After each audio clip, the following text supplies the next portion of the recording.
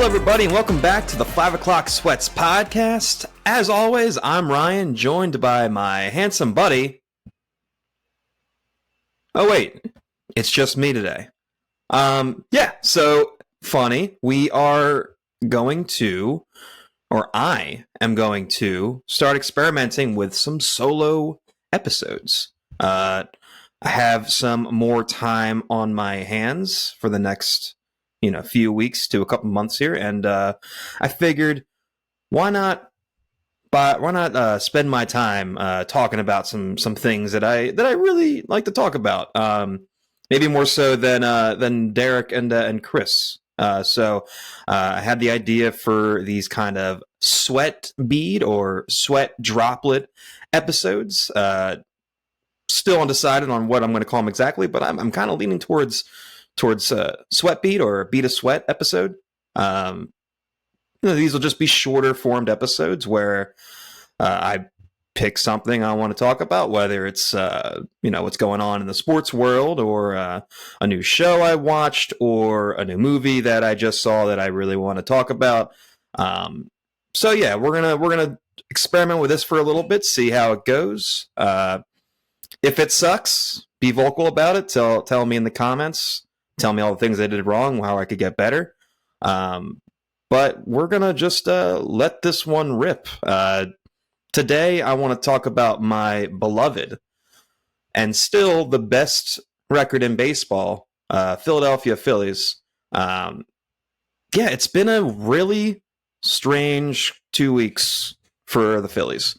They welcomed the Dodgers into Philadelphia, and they sweep them, absolutely wipe the floor with them. I think they only gave up 5 earned runs that entire series. The pitching was on point. They were scoring runs, and they swept the second best team in the National League. The vibes were high, and we were feeling pretty good as Phillies fans. Then the Oakland A's come into town, who were they're not the Dodgers. We'll just say that they're one of the worst teams in the league. And the Phillies go out and they lose 2 of 3. To the A's in very disappointing fashion, particularly the third game, which was the final game before the All-Star break. They ended up losing that game 18-3. It got ugly very quickly. Garrett Stubbs ended up pitching late in that game. That's when you're basically waving the white flag, saying, please stop, no more. And the A's took advantage, and they really patted on to that lead. So that game was kind of just a disaster. But we were kind of sweeping under the rug and be like, okay, well, they just swept the Dodgers. They were due for a letdown. Unfortunately, they lost 2 of 3 at home to the Braves or to the A's. And that was I'm pretty sure that was the first series they had lost at home since the Cincinnati Reds, or actually maybe since the very first series of the season against the Braves, where they also lost 2 of 3. So very disappointing to lose to a team, as bad as the A's. But still, overall, the vibes are pretty high. They were still pretty fresh off the sweep of the Dodgers, so people were just kind of writing that series off as just like, okay, well, it was a letdown series. It was a trap series, per se. Then we go to the All-Star break, and, the Phillies were well represented at the All-Star break. They had 8 total All-Stars. Only 6 of them were able to show up because Zach Wheeler and Ranger Suarez, they stayed home to get some rest and nurse their injuries. But we had really good representation regardless at the game, at the Home Run Derby and at the actual All-Star game last week. So we had Alec Bohm, we had Jeff Hoffman, we had Bryce Harper, we had Christopher Sanchez and Trey Turner, all there in attendance. And Matt Strom. Can't forget about Stromy. All there showing out, representing the Phils during the All-Star break. And it was awesome to see. It was really cool. Alec Bohm was in the Home Run Derby, which I think a lot of Phillies fans going into that were like, okay, well, he really shouldn't be here. He's only here because a lot of the actual home run hitters opted out, decided not to participate.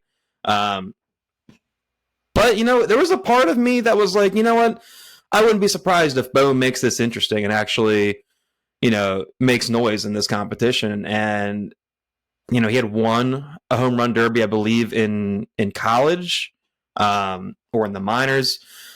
I mean, the kid's got power. I mean, he's huge. He's like 6'5".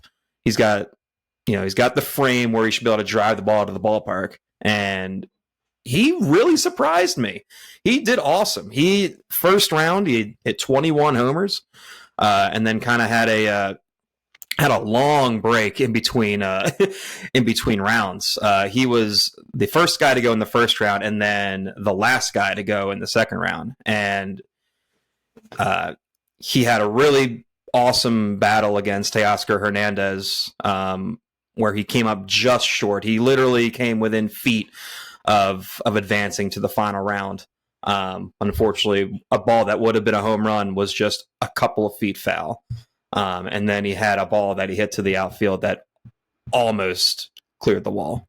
Came up short, unfortunately.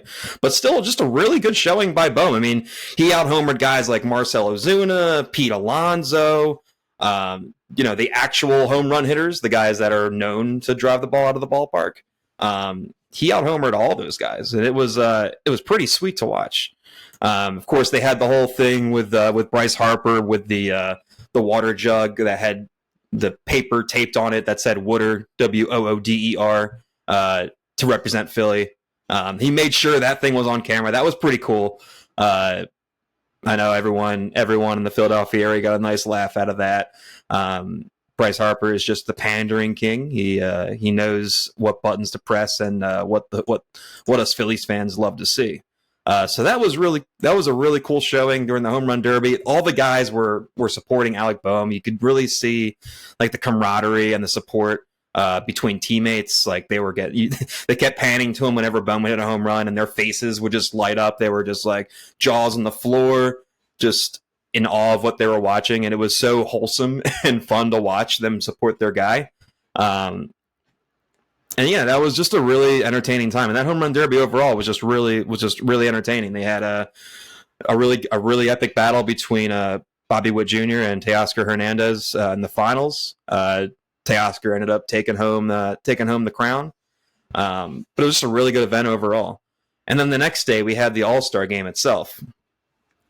And I mean, the Phillies made up 3/4 of the infield. I mean, we had Bowman starting at third, we had Trey Turner starting at shortstop, and we had Harper starting at first base. So again, the Phillies representation was in full force during the All-Star game. And they even had an inning where all three of them were mic'd up at the same time, and that was so cool. Like, when it comes to the mic'd up stuff, like in the middle of the game, I'm kind of ambivalent towards it. Like, I think it's cool. I don't really mind it. Some people are like, "Oh, it's distracting the players." I don't really feel that way. Although I swear they had the pitcher mic'd up, which was very strange, and there were some technical difficulties, so it didn't really work. But I think that's maybe taking it too far, because the pitcher is trying to focus on pitching, pitch selection, and having the announcer in his ear. That's not helping. I think that's maybe taking it too far. But having the mic, like the mic on the guys in the field, you're not really involved in when you're playing the field. You're not necessarily involved in every play unless you're the catcher, or playing a position like first base where you're receiving throws all the time. So in the field, I kind of like that. I like hearing the guys talk. And there was a really cool moment where Trey Turner had to make a really nice diving play to his left to get the out at second base. Almost turned a really sick double play. And then you could hear Harper and the guys being like, "Are you kidding me? Are you kidding me? You're mic'd up and you made that play." It was really cool to see that happen, because it's actually rare that when these guys are mic'd up that they're actually making like impact plays like that. So that was a pretty cool moment. And then they had the pitchers come in. You had Chris Sanchez pitch. You had Matt Strahm pitch and Jeff Hoffman pitch. I think in total, they all faced 4 hitters. The manager did a good job of making sure they each got, at least a hitter to pitch. Chris Sanchez faced through 2 pitches. and faced two batters and only threw two pitches. He got first pitch outs on both his hitters, and then he was taken out. Strom came in, got a great strikeout, and then Hoffman came in for one out in the eighth, I believe, and got his out because they had named Jeff Hoffman as the closer in case the National League was up. Unfortunately, that wasn't the case. They were down at that point, so Tony Lavella made a great decision and just put him in there to get the out, just to make sure he pitched in the game. That would just be a shame if he was announced as a closer and they were never leading, so he never got a chance to close. That would be kind of shitty if he just didn't get the pitch.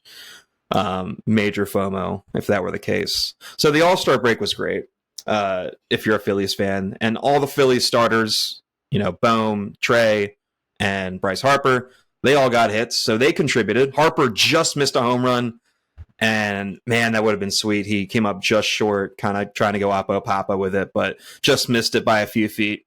But yeah, the All-Star game was awesome.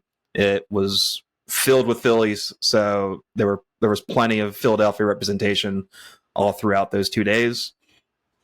So they come back from the break, and they travel to Pittsburgh to play the Pirates, who are a middling team. They're about 500. They're about 500 going into the series. And the Phillies lay another clunker of a series. They end up losing 2 of 3. They won the game on the final game of the series on Sunday. So that was nice. If you're going to lose 2 of 3, I'd rather lose the final game, so you at least have that positivity coming out of that game. You're not ending on a sour note. You're ending on a good note.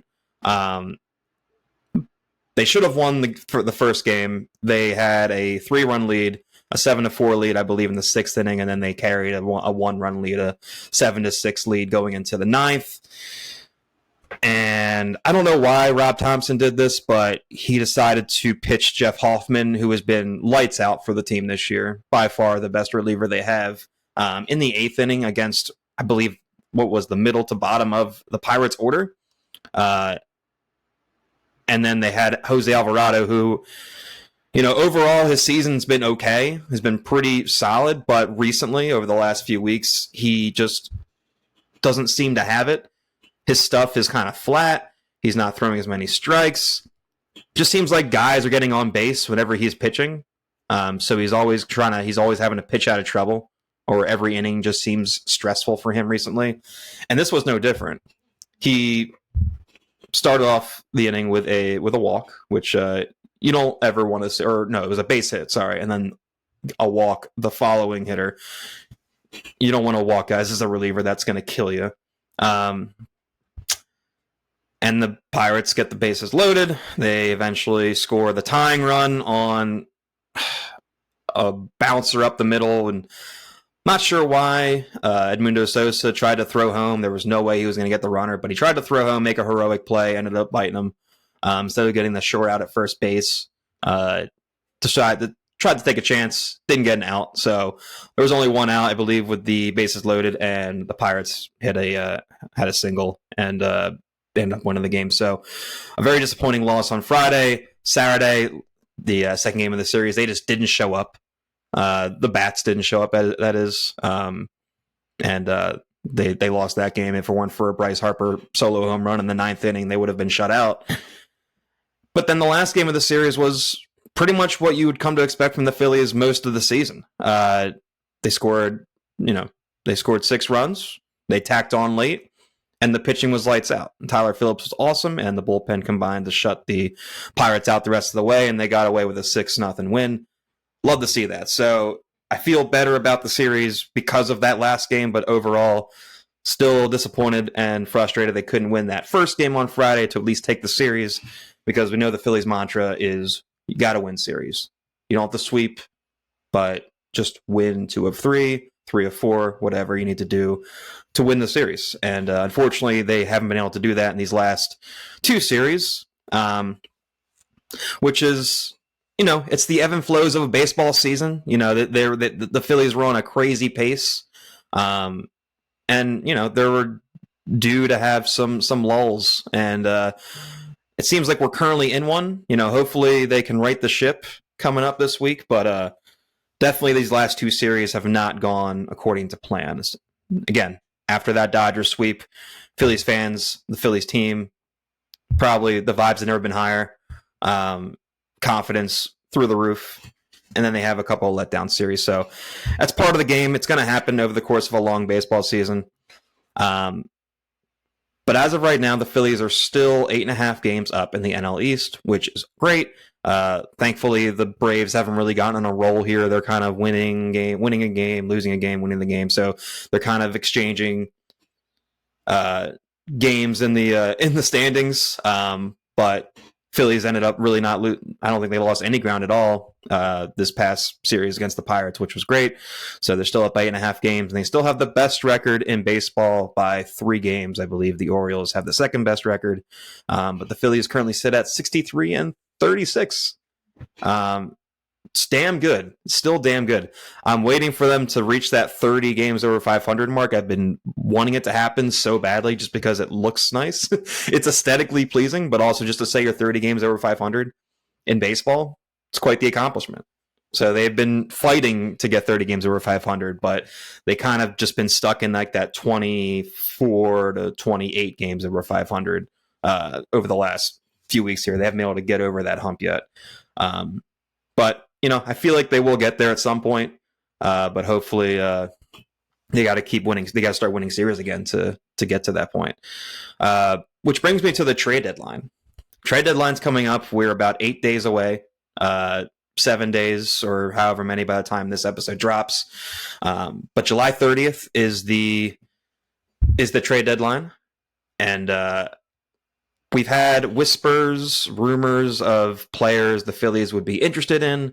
You got guys like Jazz Chisholm from the Marlins, Tommy Pham, or you also have Brent Rooker, who had just come to Philadelphia, that in that A series prior to the All-Star break and put on a show. He hit a couple of home runs, and he just looked like he was trying to audition for the Phillies, like begging them, please take me off this horrible A's team and give me a chance to win a World Series. I mean, if he was auditioning, he put on one hell of an audition. He was awesome that series. And I personally would love to have Rooker. I think he would be a perfect complement to Brandon Marsh, who, is really good against right-handers, but not great against lefties. He's actually pretty abysmal against lefties. Rooker would be the perfect guy to stick in there. And then, even so, he could also play against righties. He doesn't have to just be a platoon guy. But I know the Phillies are high on Brandon Marsh. I mean, we all love Brandon Marsh as Phillies fans. He's definitely a fan favorite. So you don't necessarily want to take all the playing time away from him, but a platoon situation for him is probably what's best right now until he can develop and maybe hit left-handers better. Unfortunately, he hasn't really developed in that sense. But in regards to the players that the Phillies might be interested in, Bob Nightingale from USA Today had come out with a piece, I believe, as of recording, the morning of this recording, that the Phillies are not interested in Tommy Pham, Brent Rooker, or Jazz Chisholm, and are probably not likely to pursue a big name. I know Luis Roberts from the White Sox was one of those guys early in the trade rumors. He'd be a great fit. He's young. He's under control for a few more years on his contract, and he can play a lights out center field. And he's got a lot of pop at the plate, a lot of upside, a lot of upside there. But he would likely require multiple top prospects to be acquired. I don't know if the Phillies are willing to do that. Doesn't sound like they are. The Phillies have been in these last couple of years. They've believed that they've assembled enough sluggers, enough talented offensive players on their team, and on paper they certainly have the firepower. They don't look like they need to get a guy like Luis Roberts, like a big name like that, to put in that lineup. As great as it would be kind of a luxury. But at the end of the day, you're trying to win a World Series this year, and out of all the years in recent Phillies memory, this is the year that the World Series seems to be the most attainable. I mean, the Phillies have been pretty consistent all year, consistently the best team in baseball. Their starting pitching has been lights out. Their offense has been rock solid, albeit inconsistent at times, but that's just how it is. That's how it's been with the Phillies for the last couple of years. You know, they're hot, they're cold. You just hope at the end of the day they're more hot than cold for the most part. I mean, that's what killed them in the playoffs last year, minus Craig Kimbrell. The offense in games 6 and 7 just completely floundered. Couldn't get anything going in those 2 games at home. But you have the track record of the guys. You have the guys that you have the resumes that should be able to carry you to a World Series title. So if the Phillies can get a complimentary piece, again, like somebody who can platoon with Brandon Marsh or with Johan Rojas against righties and lefties, just to give them a little more versatility and some more firepower in those games right at the start, those guys. So we'll see who they end up with. Again, I like Brent Rooker, but I know he's like a statue in left field. He doesn't have a lot of mobility. He's basically Kyle Schwarber-esque out there. In fact, Kyle Schwarber might be better than him. He might be a little more fleet of foot out there, which is that's saying a lot if Kyle Schwarber is considered a better defender than you. But we'll see what the Phillies do there. And they're going to get someone. It's just a matter of who. But there is a name that has popped up over the last 24 to 48 hours, and that is Tanner Scott, who has had an incredible year with the Marlins, kind of just wasting away down there in Miami. He's a left-handed pitcher. He's got a 1.27 ERA this year, which is fantastic. 48 strikeouts and 42.2 innings pitched with a whip just over 1. And if you're not familiar with whip, that's walks, hits per innings pitched. Basically, how many base runners are you allowing each time you pitch? And, the average, I believe, is about 1. So he's basically right at the average. He's basically right, just allowing 1 run or 1 base runner per appearance, which is great. You want to allow 0 base runners when you pitch, but if you can just allow 1 and strand them, that's fantastic. And you can also throw 100 miles per hour, which is a great luxury to have, especially when you're a lefty. I'm in the mindset that the Phillies should prioritize pitching over a bat. I think at the end of the day, pitching wins championships, kind of the saying in football, defense wins championships. Pitching wins championships in baseball, and you can never have enough of it. And the Phillies bullpen right now is in kind of a weird spot. They have guys that are lighting it up, and clearly, they had multiple alls. They had 5 pitchers, I believe, that made the All-Star team. 3 of them being relievers for a reason. I mean, Matt Strahm, Jeff Hoffman have been incredible this year. Jose Alvarado, this is where you get a little shaky. He's, like I said, he had been shaky over the last few weeks to a couple months. He started off the season pretty good, and he was great for them last year. He's been a big piece in their bullpen for the last couple of seasons. But he's just going through a rough stretch right now. So getting a guy like Tanner Scott, another lefty who you can trust, it would be a huge addition. A guy who can pitch, in the 7th inning on in high leverage spots, can be a closer. Imagine a combination of Hoffman / Scott, either or pitching the 8th or 9th inning.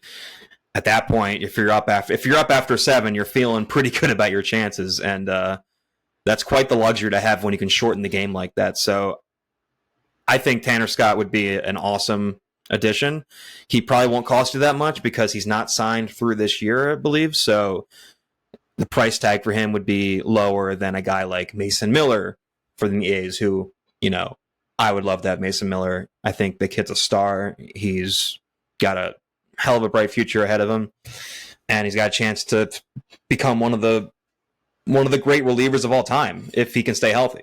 But he would also cost you a fortune in regards to prospects. And I know the Phillies, when it comes to their prospects, a little protective, but you also don't want to sell the farm for these guys. But again, you're trying to win a World Series. That is the ultimate goal, is to win a World Series. And if it means giving up a top prospect to get a guy who can help you now, I think you do it. I think at the end of the day, you have to do it because you owe it to yourself, you owe it to your team, your players, and you owe it to your fans to go all in, to win a World Series.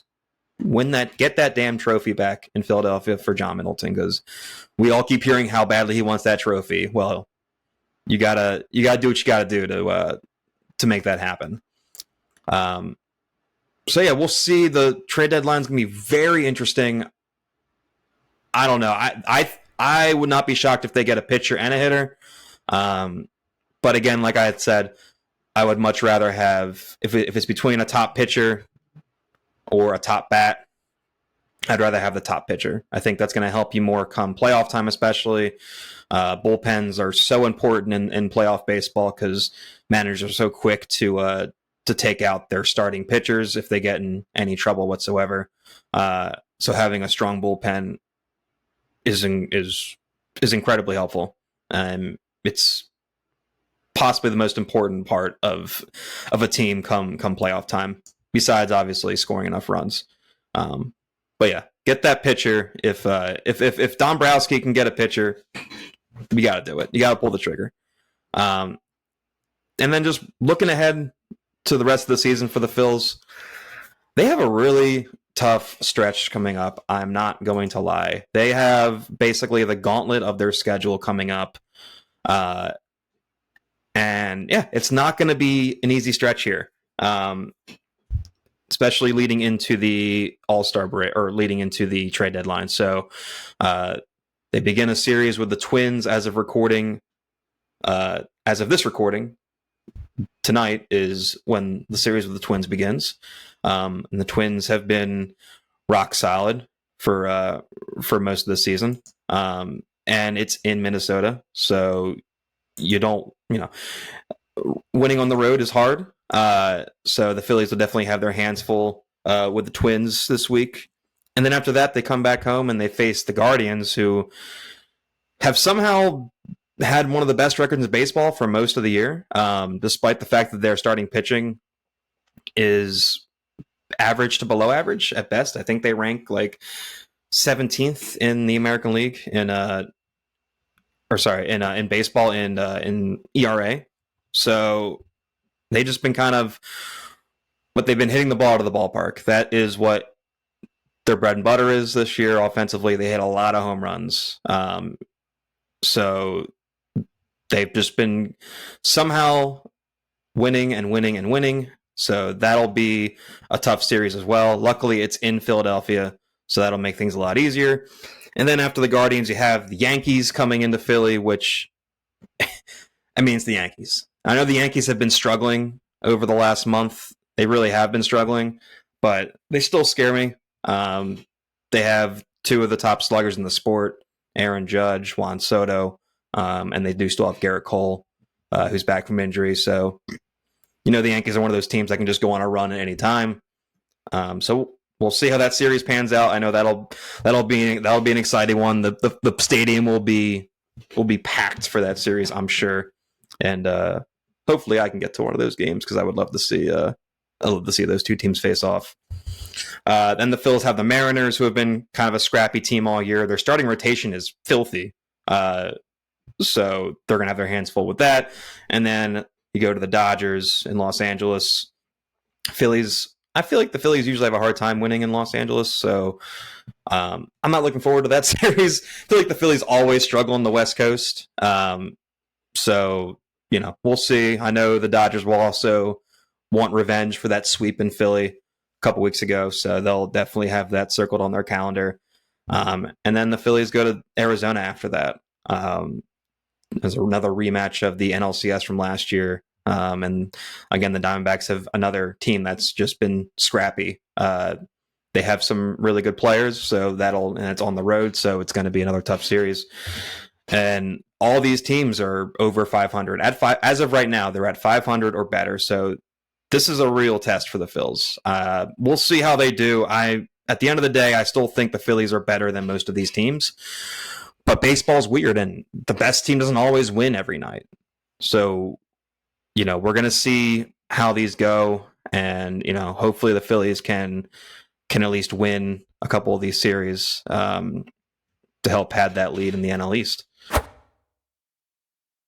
All right, well, that was the very first Bead of Sweat or Sweat Bead episode, starring me, myself, and I. And yeah, let me know what you think. I would like to really experiment with this and see how it goes. It's definitely going to be different, not having anyone to really bounce thoughts off of. I'm just going to be talking to you guys. But it is, I will enjoy ranting because when I'm with the guys, I do tend to rant, but now I can just rant by myself to you guys. And yeah, I'm excited for it. Hopefully this episode doesn't turn out to be complete garbage. But yeah, you can find us on YouTube, Instagram, Twitter, Spotify, Apple Podcasts, and wherever you get your podcasts. And as always, stay sweaty.